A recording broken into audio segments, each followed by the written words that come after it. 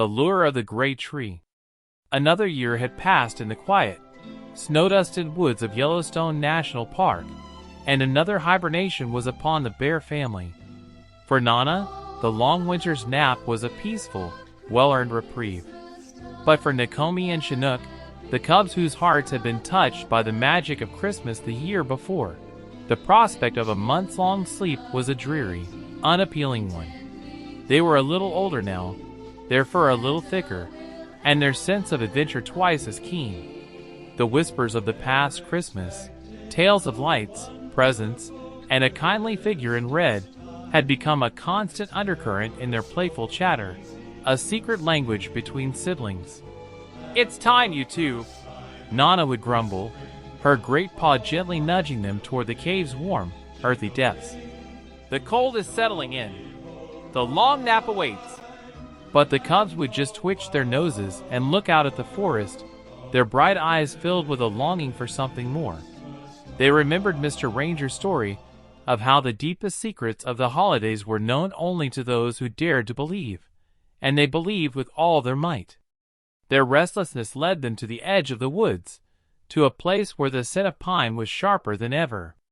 A low, throbbing rumble, a sound far bigger than any landslide or thunderstorm, shook the ground beneath their paws. They watched, hidden behind a thicket of winter bear bushes, as a colossal, flatbed truck slowly navigated the winding road. Its cargo was a magnificent evergreen tree, a giant that dwarfed even the tallest pines of their home. The branches, thick and lush, were dusted with a layer of glistening snow, and its scent of fresh, sharp pine was an intoxicating perfume.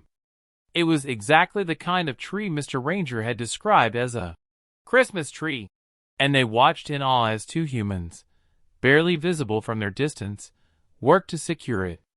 The men's voices, though muffled by the distance, carried on the cold, clear air. "Central Park," one said, his voice ringing with pride. "Biggest tree they've had in years." The words were like a secret code, whispering of a new adventure, a journey to a place of glittering lights and unknown wonders.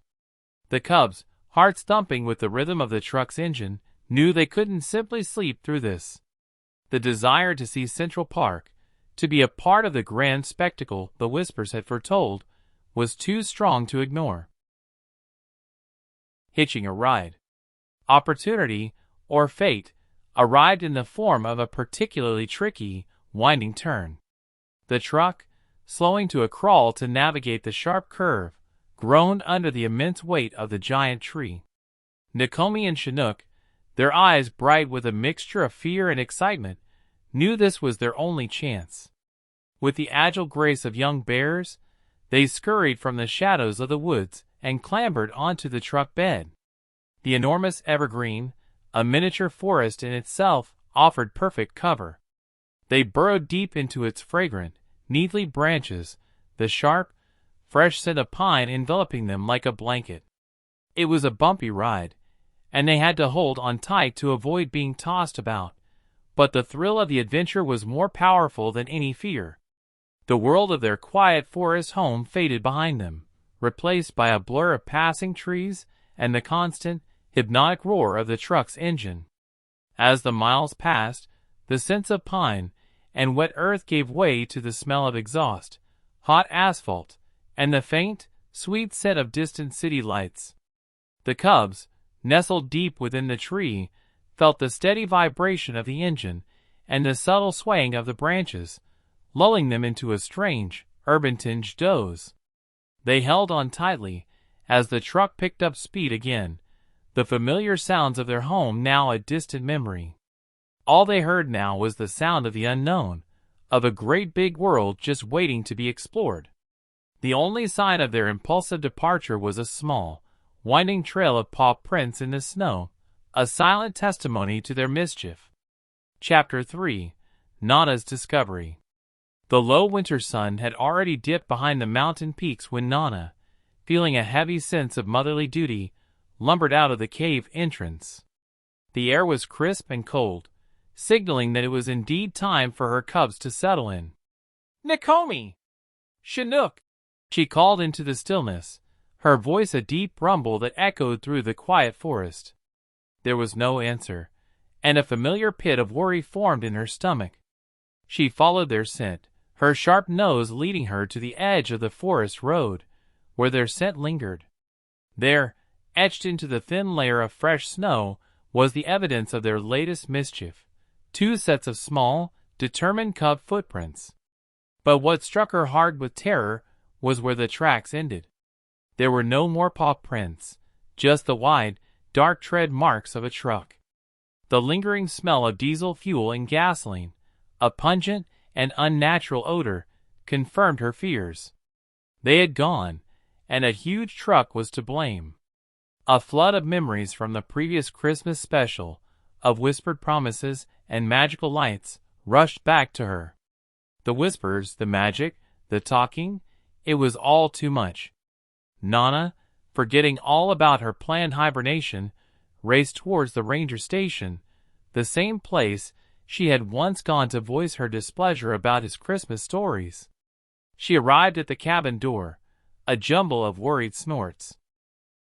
On the trail, with the destination confirmed, Mr. Ranger's mission became a race against time and the sprawling, intimidating expanse of the city. He drove his trusty Jeep, the one with the familiar park logo on the side, for what felt like endless hours, the scenery slowly morphing from towering pines to towering billboards. His loyal tracking dog, a wise and old German shepherd named Barnaby, sat dutifully beside him, his nose occasionally twitching at the foreign smells. While the ranger focused on the road, he made a series of careful phone calls to the Central Park Conservancy and the NYPD, explaining the situation in calm, measured tones.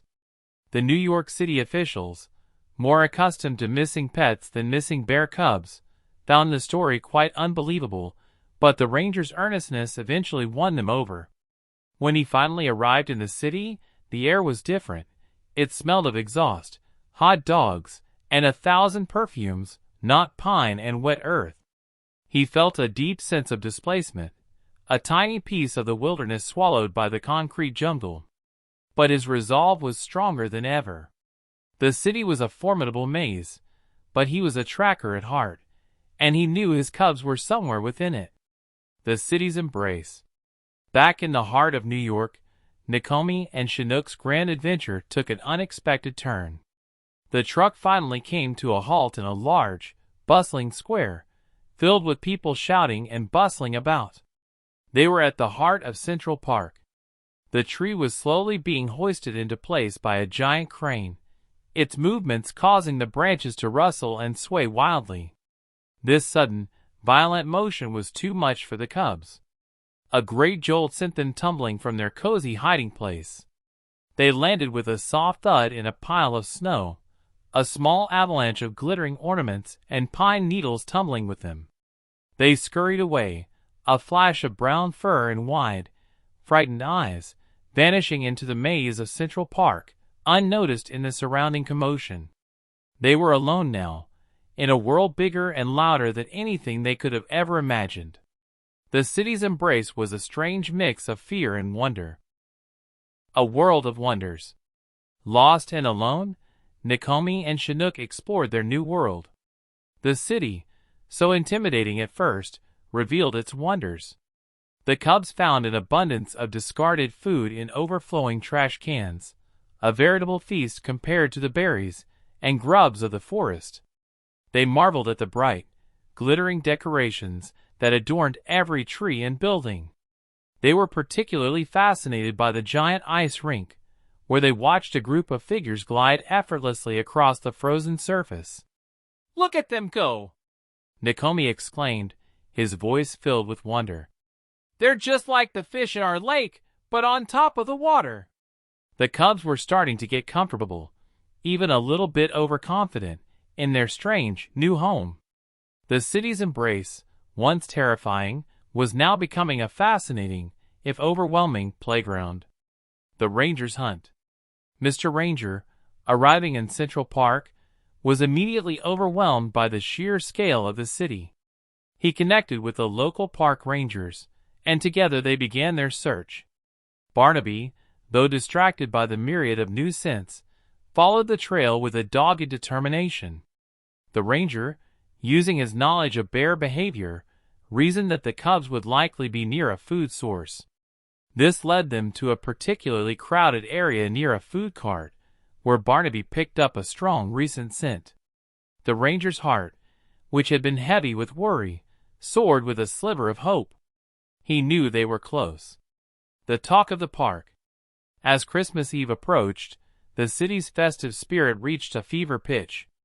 At midnight, as the legendary folklore promised, the animals of Central Park were blessed with the gift of human speech. The cubs, huddled together under a giant ice sculpture, were startled to hear a tiny field mouse pipe up. "I saw them," he squeaked, his voice filled with urgency. "Two brown cubs, near the ice rink earlier today."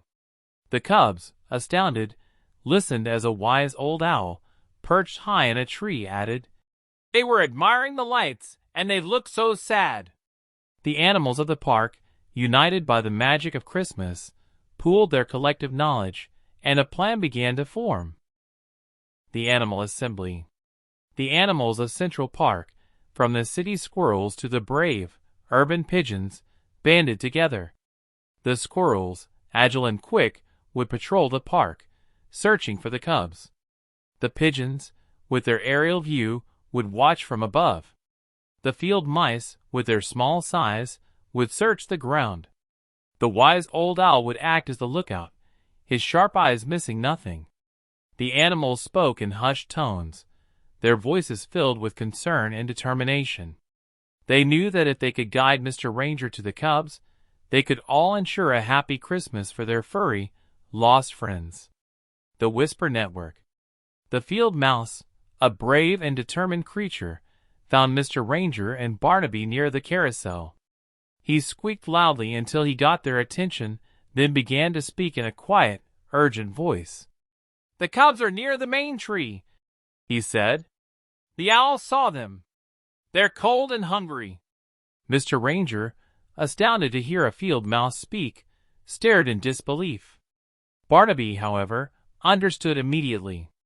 He barked and wagged his tail, urging the ranger to follow the mouse's directions. The ranger, trusting his dog's intuition and the strange Christmas magic, followed the tiny, brave creature towards the main Christmas tree. A merry reunion. The main Christmas tree, fully decorated and lit, was a sight to behold. The cubs, huddled together under the boxes of ornaments, were shivering. They heard the familiar sound of Barnaby's barking and looked up. They saw their friend, Mr. Ranger, his face etched with worry, but his eyes filled with love. "Nikomi! Chinook!" he called out, his voice thick with relief. The cubs, their hearts overflowing with a mixture of joy and shame, ran into his arms. The Central Park crowd, seeing the reunion between the kind ranger, the two lost cubs, and the strangely chattering field mouse, cheered and clapped. It was a magical sight, a testament to the power of kindness and the enduring magic of Christmas. Home for the holidays. With the cubs safely in his arms, Mr. Ranger thanked the animals of Central Park for their help. He bundled the tired and relieved cubs into the Jeep, their tummies full of warm milk and their hearts full of love. Back in Yellowstone, Nana was overjoyed to see her cubs. They all settled in for their long winter's nap, but not before they decorated a small tree outside their cave. As they drifted off to sleep, they heard the distant chime of a bell and the faint, whispered sounds of Christmas carols. The magic of Christmas, they knew, was not just in a big tree or a famous park, but in the love and kindness that filled their hearts and the promise of a peaceful winter slumber.